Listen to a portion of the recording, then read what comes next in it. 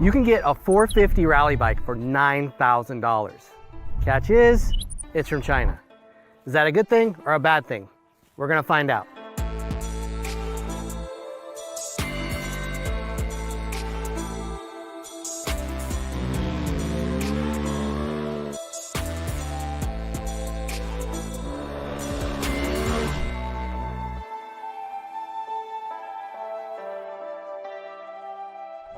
This is the Cove Rally 450, and it's made in China. And I know what you're thinking, if it's from China, it can't be that good, right? So we reached out to them and said, let's try your bike. Let's see if it's any good or not. And they were totally hip to let us ride it and really tell you what we think of it.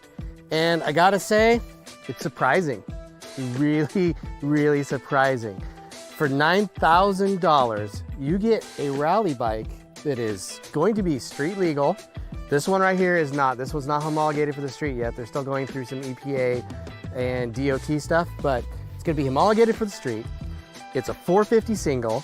It's got 8 gallons of fuel. It's got rally bike styling, and it makes 52 horsepower. It's everything you want out of a rally bike and a small adventure bike or a big dual sport. It's got 12 inches of suspension travel, 12 inches of ground clearance. It's got a fairly tall seat height of 38 inches. Sure, it's maybe not quite as refined as the Japanese bikes or the Austrian bikes or the bikes from Italy, but it goes well, it handles awesome, and it's super fun to ride. And it's the only really rally bike you can get in the United States. So starting off with the engine, it's a 449cc single dual overhead cam. It's an engine that's been in development for a little while by Cove. Originally they were going to make it a single overhead cam engine, and it just wasn't making the power they want. So they made it a dual overhead cam. It revs really high now to like 9,000 RPM is where it's making its peak power. It loves to rev, but it's got enough down low to get you out of kind of crawly situations. It's geared kind of high, but it's built on a bottom end that they built to last in terms of being more of an adventure bike than a motocross bike. So it's got almost twice the oil capacity of most motocross bikes. It's got 1.8 liters of oil capacity. It's got a bigger crank. It's built really solid on the bottom end, and it still revs decently quick, and it makes decent power. Is it 450 power that you would expect out of a KTM or a Kawasaki, something like that?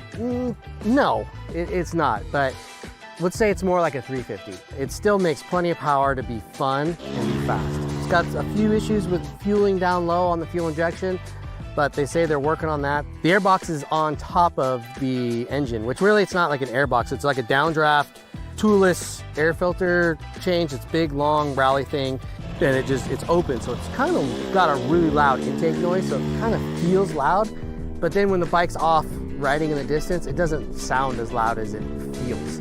It's made to be an adventure bike. That's what they're really going for. They're going for hooking up someone that's looking for a very light adventure motorcycle. And that's the initial market for this model. Let's talk about the handling, because this is where a lot of cheaper motorcycles can fall down, right? You've got a bike that is built at a price. That means that some of the components can't be to the same spec as the bigger brands have. Suspension is not by any brand you've probably heard of. It's Yuan, Y-U-A-N. It looks like a Showa copy, kind of, but overall, it works pretty well. It's got compression and rebound adjustment. The rear, it's got preload, compression, rebound adjustment. When I first got on it, it was a little harsh. You had to kind of crank down on the compression too tight, and it really made the front end chattery, and I was like, ooh, okay, here's where it falls down. Took some compression out of it, sped up the rebound of the rear, and now it handles pretty well. We went through some whoops and some big bumps and some chatter, and I would say it's good. It's unrefined, but it's good. It doesn't have quite the ground following ability that you would expect from something more expensive, but it's also not throwing you on your head or doing anything dangerous or weird. It does it, but it doesn't feel as nice. Handling wise though, it's long, which makes it really nice for going fast, steering with the rear end. You kick the rear end out and it doesn't want to pass you really quickly. It's super stable, it's long. Did get a couple spots on some fast sand roads where I got a little bit of head shake. Squeeze the tank with your knees a little bit more and screw on the power and it straightens right out. Ergonomics, yeah man, it's a rally bike. It's got a really skinny seat. It's got a really skinny tank area. All the weight of the fuel is down low on the two front saddle tanks that are 2.5 gallons on each side. Then you've got the one in the back that's 3 gallons for a total of 8, and it carries its weight really low, so it's easy to kind of move the bike around with foot pressure and pressure on the bars. It doesn't feel like its stated weight of 320 something pounds. The brakes are good. They're Nissan brakes. They work wonderfully, just what they needed. And they said maybe in production, they may switch to Brembo because they're having some supply issues with Nissan. But as they are now, strong as any other off-road motorcycle brake system. They work great, and it's got ABS. It's got 3 modes of ABS. It's got both ends on. You can turn just the rear off, or you can turn both off. So everything you need for off-road riding. If you want to be all the way off, in between, whatever, it's got you covered.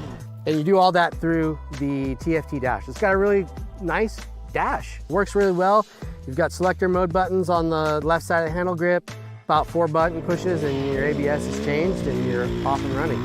I didn't know what to expect coming into this bike. I didn't know if it was going to be great, if it was going to be okay, if it was going to be surprising, if we were going to be like, well, whatever, that was a waste of our time. And I got to say, like, definitely not a waste of our time, not a waste of your time to go check one out, I think. I think it's cool. I want to go rally racing. Is it a problem that it's from China? Well, I mean, that depends on your personal and political beliefs, really, and what it comes down to and who you want to support in a global economy. Chinese manufactured goods are everywhere. There's no getting around it, so why shouldn't you get a motorcycle from China as well? For the money, it's an insane value. I got no problem with it. There's no shame in my game. If it's good, I'm gonna ride it.